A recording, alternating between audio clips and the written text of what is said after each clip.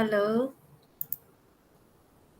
hai, selamat pagi dan selamat berjumpa lagi dalam channel Ticerita. Kali ini Ticerita akan bincangkan berkaitan dengan salah satu topik di dalam sistem respiratory 6,5 dalam semester 3, yaitu pengangkutan gas. Jadi seperti yang Anda tahu, ada dua gas utama yang ada di dalam tubuh badan kita. Yang pertama ialah oksigen dan yang kedua ialah karbon dioksida. Kita akan lihat bagaimana gas ini diangkut di dalam sistem tubuh badan kita. Yang pertama kita lihat oksigen. Oksigen ini akan diangkut dalam bentuk oksihemoglobin. Sebahagian besar yaitu 98,5% oksigen akan bergabung dengan hemoglobin dalam sel darah merah kita untuk membentuk oksihemoglobin. Yaitu oksigen dia akan bergabung dengan hemoglobin untuk membentuk oksihemoglobin. Cara yang kedua ialah larut di dalam plasma, yaitu 1,5% oksigen yang ada di dalam tubuh kita akan larut di dalam plasma darah. Oksihemoglobin ini merupakan satu compound yang tidak stabil, jadi dia mudah untuk menguraikan oksigen tersebut. Di antara faktor yang mempengaruhi penguraian oksihemoglobin adalah yang pertama, tahap oksigen yang rendah. Jadi dia akan lebih mudah untuk diuraikan.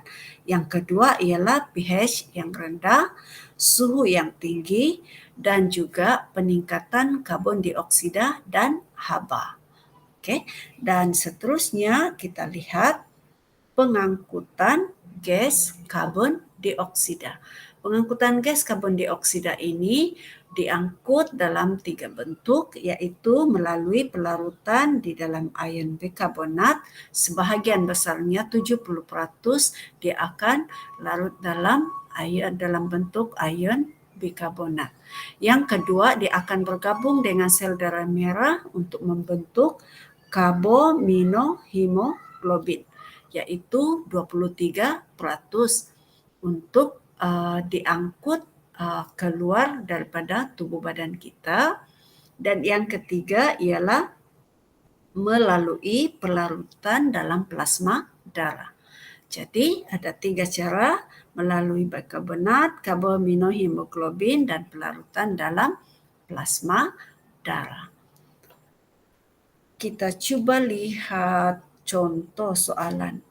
Yang ini ialah gambar raja ini adalah ringkasan untuk pelarutan. Yang pertama ialah oksigen dan yang ini ialah karbon dioksida. Kalau kita lihat untuk oksigen dia akan bergabung dengan hemoglobin untuk membentuk oksihemoglobin. Dan selain daripada itu dia akan larut di dalam plasma darah. Untuk karbon dioksida seperti yang kita sebut tadi adalah melalui pelarutan dengan bikarbonat.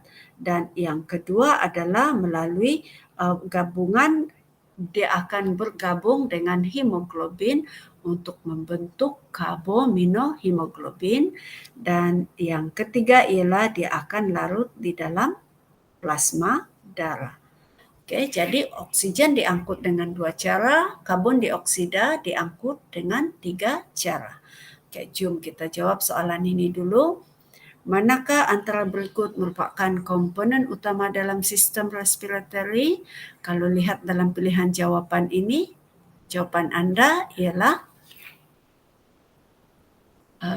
betul. Jawapannya ialah C, paru-paru dan saluran pernafasan. Saluran pernafasan ini dia akan bermula daripada rongga nasal, masuk ke faring, kemudian masuk ke larynx. Saya masukkan sini larynx, kemudian ke trakea, dari trakea ke bronkus, dari bronkus ke bronkiol, dan dari bronkiol ke alveolus. Jadi ini ialah saluran pernafasan. Oke, seterusnya ialah proses pertukaran gas dalam tubuh badan manusia ditunjukkan dalam gambar raja di bawah. Oke, ya sebenarnya topik ini telah dibincangkan dalam video cerita sebelum ini. Jadi saya masukkan soalan ini di sini. Oke, kita lihat soalan dan jawabannya. Yang pertama, nyatakan jenis respirasi yang berlaku di S, ini S, dan di T. Jadi jawaban untuk S ialah respirasi luaran dan T adalah respirasi dalaman. Seterusnya soalan B, namakan X, Y, dan Z. So, kita lihat di sini. X ialah alveolus. And then Y ialah sel darah merah ataupun kamu boleh sebut juga eritrosit. Dan Z ialah sel. Oke, kamu boleh juga sebut sel darah merah ataupun eritrosit ataupun alveolus itu kamu boleh juga sebut gelembung udara untuk dapat 3 markah. Next kita lihat soalan C. Soalan C-nya ialah nyatakan 2 cara hemoglobin membantu pengangkutan gas respiratory dalam tubuh manusia.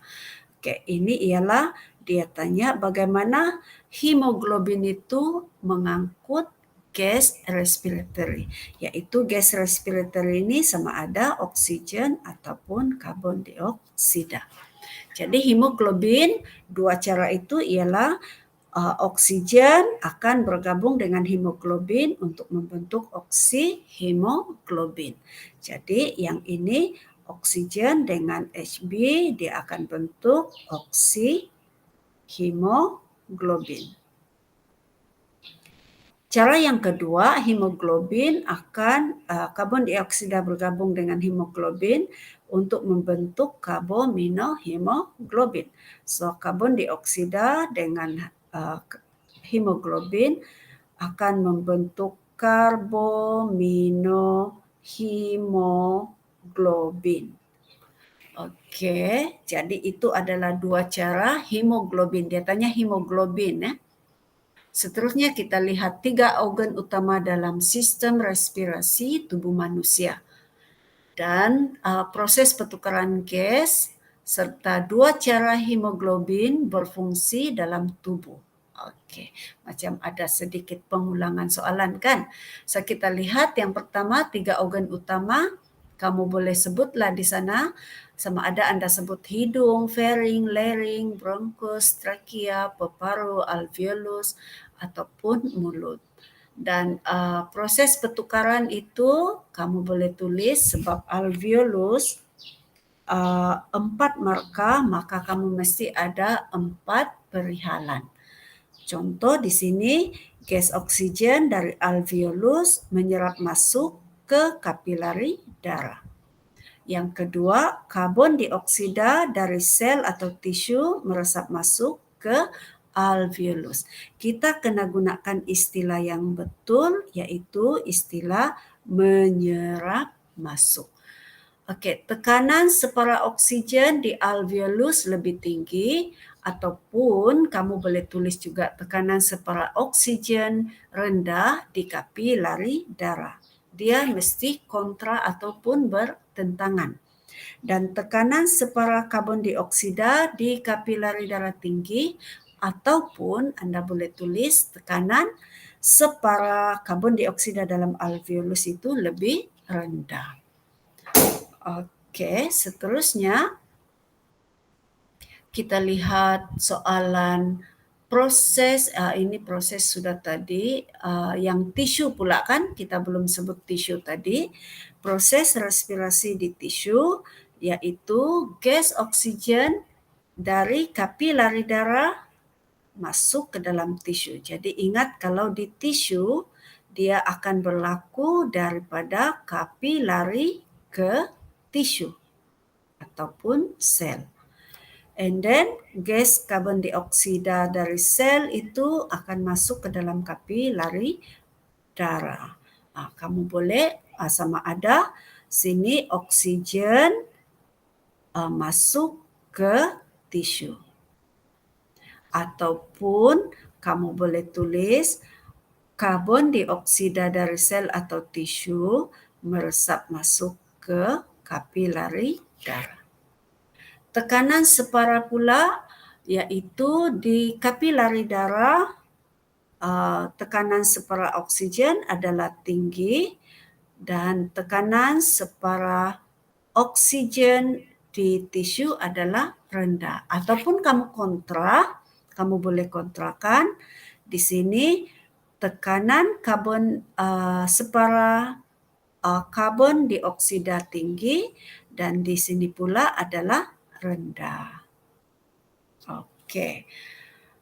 Soalan yang ketiga C, dua cara hemoglobin berfungsi itu ialah kita sebut tadi bergabung dengan hemoglobin untuk membentuk oksihemoglobin ataupun karbon dioksida bergabung dengan hemoglobin untuk membentuk karbaminohemoglobin. Oke.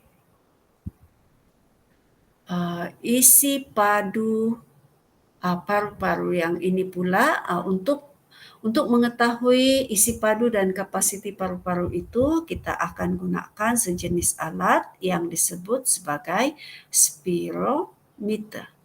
Ini adalah alat untuk mengetahui isi padu dan juga kapasiti kita punya paru-paru. Oke, ada beberapa istilah yang Anda perlu tahu dari aspek isi padu, yaitu kita sebut sebagai isi padu tidal. Isi padu tidal atau simbol yang kita guna ialah VT, volume tidal. Apa maksudnya volume tidal? Volume tidal ini adalah jumlah udara yang ditarik atau dihembus dalam sekali bernafas. Contohnya, saya tarik dan hembus seperti biasa. Ini kita sebut sebagai isi padu tidal. Isi padu cadangan inspirasi ataupun simbol yang kita selalu guna ialah IRV. IRV ialah bermaksud jumlah udara yang dapat ditarik secara paksa selepas inspirasi volume tidal. Maksudnya ialah kita bernafas seperti biasa, tapi yang isi padu cadangan inspirasi ini ialah yang kita the maximum yang kita paksa untuk tarik nafas. Volume cadangan ekspirasi atau ERV simbolnya adalah jumlah udara yang dapat diekspirasi secara paksa, bukan paksa selepas volume tidal. Maksudnya kita tidal ialah kita biasa, hembus, tarik biasa. Tapi kalau ekspirasi cadangan ini kita hembus yang semaksima yang Anda boleh. Maksudnya paksa lah kan. Oke, residu pula, volume residu ini ialah simpanan atau volume residu. Maksudnya adalah isi padu yang tertinggal. Isi padu yang tertinggal dalam paru-paru walaupun setelah kita, bukan setelah memeriksa, setelah kita paksa exhale semua tapi masih ada yang tertinggal. Ini kita sebut sebagai volume residue. Ini setelah kita ekspirasi, bukan setelah memeriksa, sorry. Oke. Yang kedua ialah capacity. Capacity yaitu kita gunakan simbol total capacity paru-paru atau TLC atau TVC, total volume itu adalah bermaksud jumlah udara maksima. jumlah udara maksima yang dapat dimasukkan ke dalam paru-paru. Maksudnya ialah setelah semua ini dicampur, ini semua dicampur, maka kita akan dapat total capacity untuk paru-paru kita, yaitu selepas inspirasi dan ekspirasi ataupun kita punya simpanan itu tadi. Oke, kapasiti vital itu maksudnya ialah jumlah udara maksima yang kita dapat hembus atau ekspirasikan selepas ekspirasi maksima. Oke. Kapasiti pula, kapasiti inspirasi itu yang tarik nafas tadi, jumlah udara maksima yang dapat diinspirasi selepas ekspirasi maksima. Jadi kita guna simbol-simbol inilah untuk mengetahui apa maksud bagi setiap istilah tersebut. Oke, isi padu udara yang tertinggi dalam paru-paru selepas ekspirasi total volume itu kita sebut sebagai capacity simpanan fungsional, FRC. Alright. Kalau kita lihat dalam bentuk graf, dia adalah dalam bentuk seperti ini. Ini ialah kita sebut sebagai tidal. Isi padu tidal. And then inspirasi ialah cadangan inspirasi tadi kan, ialah yang ini. And then kita tidal balik, ekspirasi kita hembus yang ini. Kalau kita kapasiti vital itu maksudnya muatan kapasiti vital itu yang ini. Daripada cadangan inspirasi, ekspirasi dan inspirasi. Jadi dari sini ke sini ini kita sebut sebagai kapasiti vital. Oke, yang kalau masuk balik di sini ini ialah tidal. Oke. Dan yang tersisa ataupun volume residual tadi ialah bahagian walaupun kita sudah paksa semua udara kita hembus ekspirasi, tapi masih ada tersimpan di dalam paru-paru kita lebih kurang 1000 mililiter sisa ataupun residual. Oke, seterusnya kita lihat ini contoh sama juga ya. Kita lihat satu ini yang disebut sebagai alat spirometer untuk mengukur kapasiti kita punya paru-paru. Oke, penurunan kapasiti vital kita ini adalah disebabkan oleh otot pernafasan yang lemah ataupun selalu disebut poliomyelitis dan juga disebabkan oleh sistem saraf di bahagian spinal kita yang mengalami kecederaan. Dan faktor yang mempengaruhi kapasiti vital ialah mungkin salah satu ialah kita punya bentuk anatomi, posisi tubuh kita semasa pengukuran kapasiti vital itu, ataupun kekuatan otot pernafasan seperti otot interkostal, ataupun otot di bahagian leher atau otot di bahagian abdomen, dan juga dipengaruhi juga oleh pengembangan paru-paru untuk menjadikan rongga toraks kita itu lebih luas. Dan rangka dada juga mempengaruhi kapasiti vital. Oke, yang ini sudah tadi kita bincang istilah-istilah tidal volume, kita sudah sebut cadangan inspirasi maksima, ekspirasi maksima, dan juga volume simpanan. Oke, kita lihat ini ialah soalan ulangan 2019 tanya tentang sistem pernafasan. Komponen sistem pernafasan, jadi Anda boleh sebutlah yang ini. And then soalan ini rupanya kita sudah pun bincang tadi, cara pengangkutan pun sudah. Jadi Oke, setakat itu sahaja untuk hari ini. Semoga ini dapat membantu Anda memahami tentang pengangkutan gas respiratory, oksigen dan karbon dioksida, dan juga bagaimana pengukuran kapasiti dan isi padu paru-paru kita dilakukan. Jumpa Anda lagi. Bye.